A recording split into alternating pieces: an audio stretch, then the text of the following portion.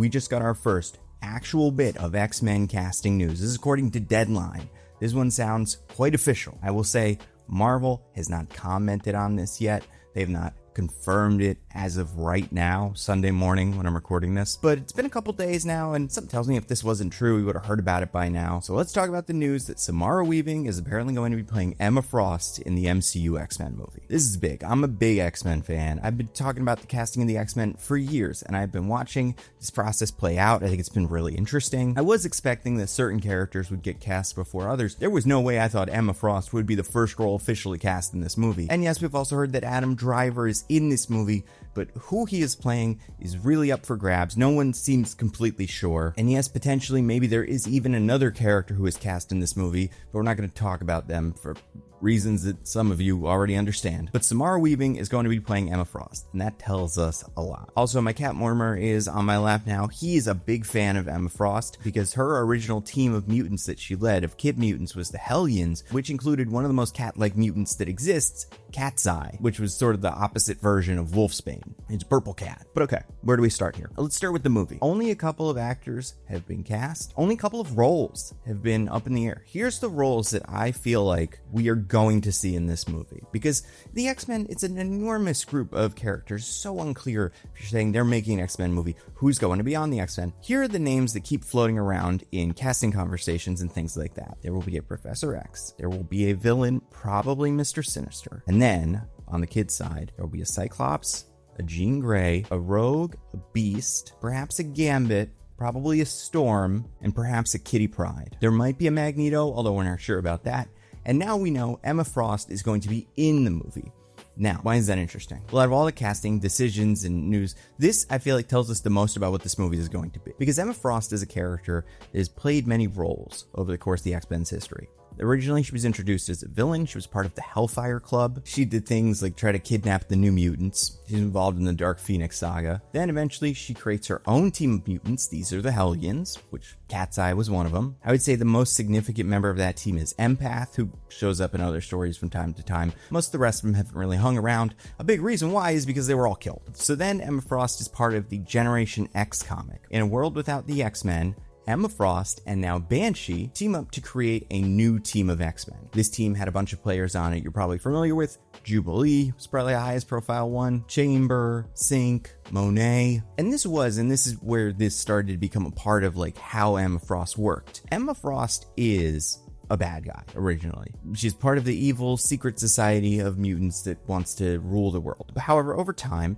she starts to care about mutants and care about protecting them, and specifically about protecting mutant children. So she creates her Hellions. That goes poorly. She creates Generation X. That doesn't go as poorly. They're not all killed. And then Emma Frost goes to teach on the mutant nation of Genosha, which is destroyed by a wild sentinel attack, and for a second time, all of Emma Frost's kids are killed. This is where Emma gets her secondary mutation. Originally, she's just a powerful telepath. She has the power to read minds, control people, all that stuff. But then, to survive the attack, she was able to turn her body into a nearly indestructible diamond form. The one catch is, she can't use her telepathy while she is in her diamond form. So then, Emma fully joins the X-Men, and she is like a teacher. This is where she starts an affair with Scott Summers that did follow those characters for a while, and she became Scott's like right-hand woman when they created Utopia, when he split from Wolverine's X-Men, up until the Avengers vs. X-Men event where Emma and Scott both got the Phoenix powers. They were the last two mutants with the Phoenix power, and Cyclops beat up Emma to take the power because he was overcome by the evil of the Phoenix. It's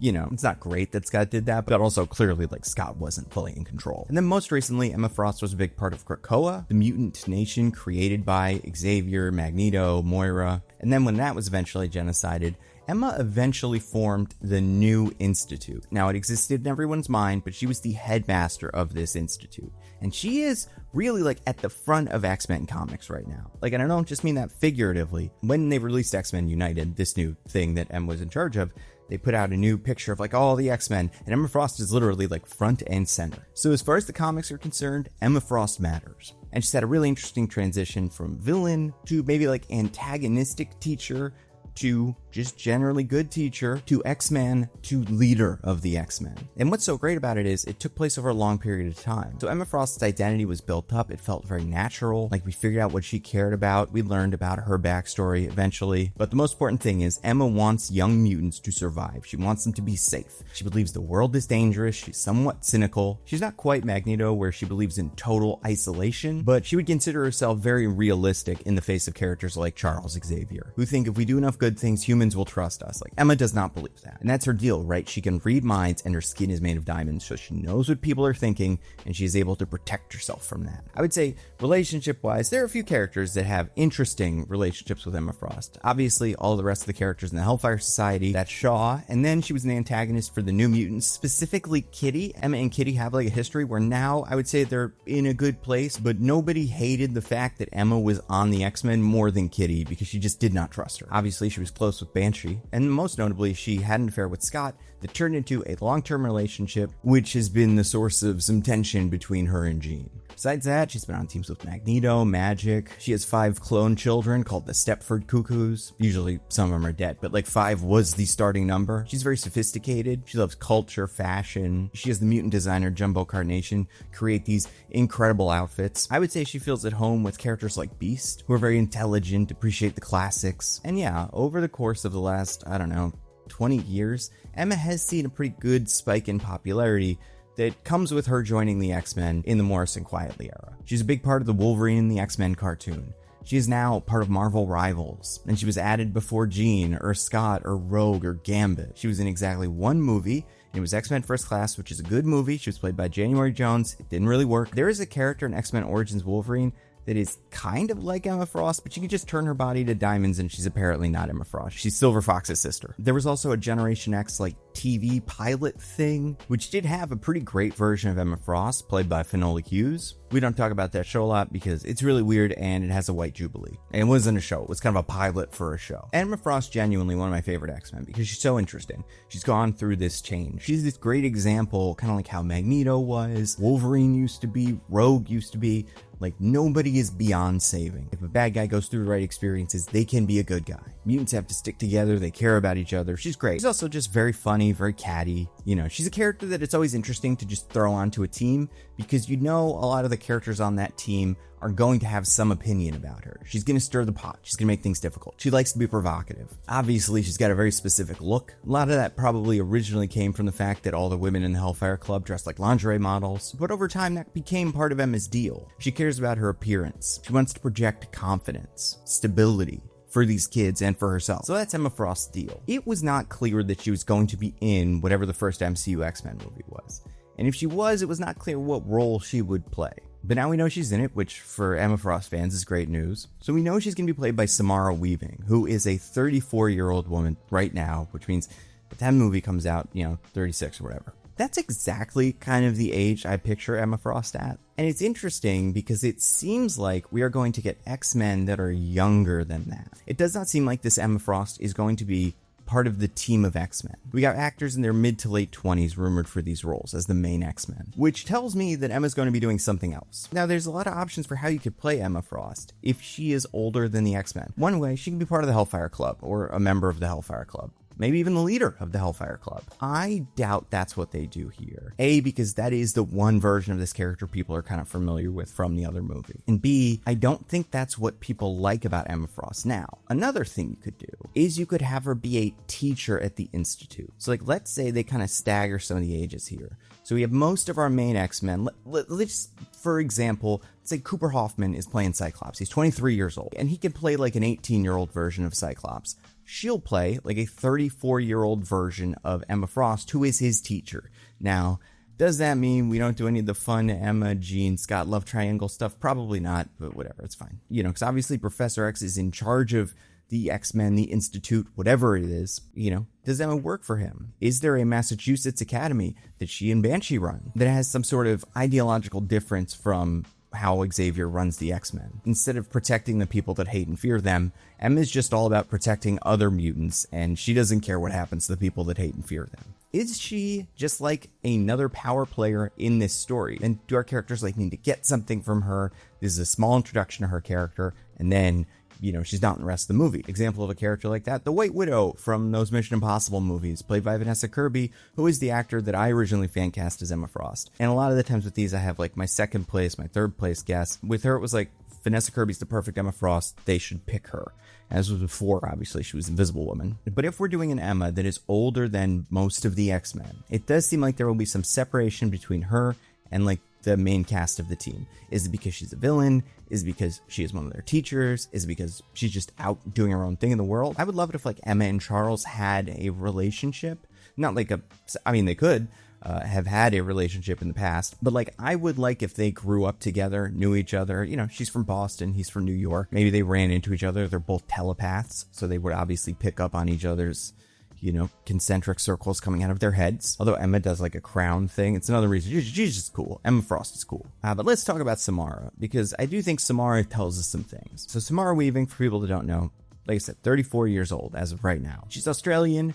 In most movies, she hides her accent, and I would say overall she's pretty good at it. Like, she's an actor who I would not be surprised if a lot of people thought she was American, because she just always plays American and sounds pretty convincing. Much like her very famous Marvel uncle, Hugo Weaving, who played the Red Skull. So there's your nepotism, but I do think Samara Weaving has carved out a really interesting niche for herself currently. Because yes, she's got like small roles in movies like Babylon, 3 Billboards Outside Ebbing, Missouri. But what I would say she's most known for are movies where at some point, someone, usually her, gets covered in blood. I wouldn't say she's like a final girl in the way that a lot of other horror movie actors, tend to play those roles. If for no other reason, then she is not really in horror movies. She is frequently in like horror comedies or horror satires. She did 2 babysitter movies. She was in Ready or Not and Ready or Not, Here I Come. She was just in Over Her Dead Body, a movie that ends with her covered in blood. She was just in Borderline, a movie that ends with a bunch of people covered in blood, one of whom is her, although there's other people with more blood on them. She tends to play characters who are put through the ringer, like physically.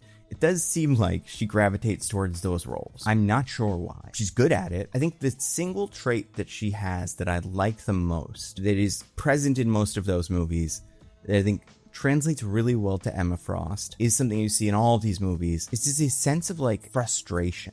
Emma Frost should kind of feel like she's better than everyone else. At least she thinks she's better than everyone else. And I think one thing that Samara Weaving does really well that makes it into most of her big performances, she's got a real good sneer, She's got a real good, here's a couple of them from some of her movies. Huh. I was joking around. Oh, come on. And why's that? Something weird happens around her, and she goes, her eyes narrow, she furrows her brow, turns her nose up a little bit. She's got a very distinct nose. I think Emma Frost should do that a lot. Not always. Let's say Wolverine eventually is in these movies. Wolverine comes to some function dressed like a lumberjack, and she gives him like oh man, this is embarrassing for you. Like one of those looks. I think like in her heart, Emma knows she's being a jerk. She's one of those characters that believes she needs to be a jerk for mutants. And she's fine with being a character who can be like the avatar of like the hate of the students, where she's like the really tough teacher that tells Jubilee she's doing everything wrong. Maybe Banshee is supposed to come off as a more likable teacher. Obviously, Samara Weaving also just looks like Emma Frost. Like Samara Weaving is blonde and, very attractive. I don't think that's the most important thing because, wigs exist. But I think it helps, especially because when you're thinking about casting this role, there are a lot of women that come up in that same conversation of like, Margot Robbie, Sydney Sweeney. Thank God we didn't do that. I think Samara Weaving is always one of the people in that conversation because she just kind of has the Emma Frost look. I've seen interviews with her. I think she's very funny. I think she's very smart. I would say maybe one of her roles that I would kind of expect Emma Frost to feel like is the babysitter movies, where she is a babysitter who is part of an evil cult and wants to do all kinds of sacrifices, but also tries to be friendly and cheery. She's a leader. Like, I don't think that's the perfect Emma Frost audition, and also, like, that's a movie from, like, a decade ago. And besides that, she's been in a lot of stuff. She was in Guns Akimbo, which I didn't finish. She was in Snake Eyes, the G.I. Joe movie. She played Scarlet. She was fine. And I also think Borderline, while not a perfect movie, does paint a picture of a character who is like Emma Frost, in that she is kind of closed off from the world. She is rich. She knows what people expect from her. But I think the things that really matter when it comes to Emma Frost are the things that are true of a diamond. She's tough, borderline indestructible. She's flawless. And at the same time, she's very sharp. Takes herself very seriously. I'm kind of guessing. Here's my guess at what we're going to get. And this is without knowing, obviously, anything about this movie.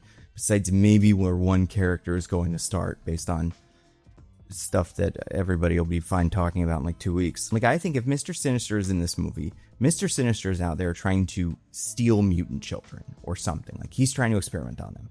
Emma Frost, if done the way you would hope, would not align with him. What you could do is you could have Emma have started like the Massachusetts Academy. Maybe Sinister already like stole all of her kids, killed them. So then she finds Professor X and she's like, we're going to do this, but we're going to do this differently. I'm going to be part of this. Like, I don't know. The fact that she's also the first person officially cast makes me go like, she's going to be important. So I think I might like it if the adults on the X-Men are like Beast, Emma, Charles. Those are your three like teachers. And then you've got a young Cyclops, a young Jean, a young Rogue, a young Kitty, a young Storm, maybe young Nightcrawler, maybe young Gambit. Yeah, this is where I think you put Magic or Polaris. But honestly, like looking at it, I think it is really interesting if we start with an Emma who is on the X-Men, but this is an Emma Frost who has a history of tragedy when it comes to raising mutants, which makes what she's doing very difficult, but also explains why she's got kind of thicker skin for this stuff than maybe Professor does. I don't know. I'm very excited. I love the X-Men, and I'm so happy that we're getting more casting.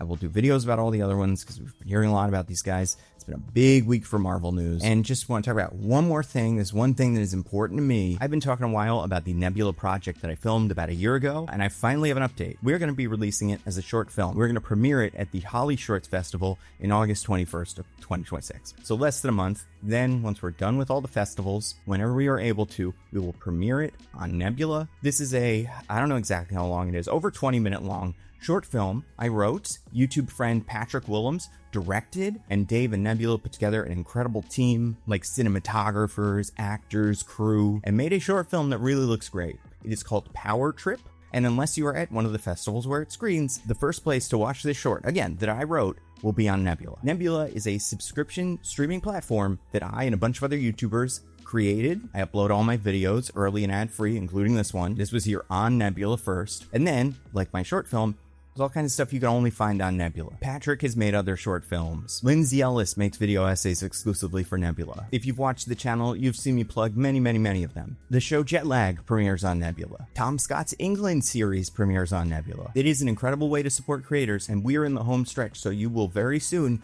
be able to see this short film that I wrote and Patrick directed on Nebula. And a year of Nebula is already a steal at $60 a year. That's just $5 a month. But if you go to go.nebula.tv/TheNandoCut, you can get a year of Nebula for just $30. That is $2.50 a month. It is an incredible deal. It's a great way to support me and a bunch of other creators who either you already love or you are about to love. Again, it is go.nebula.tv/TheNandoCut. So we'll talk about other casting choices as they come up. That's all I got. Stay safe. I'll see you around.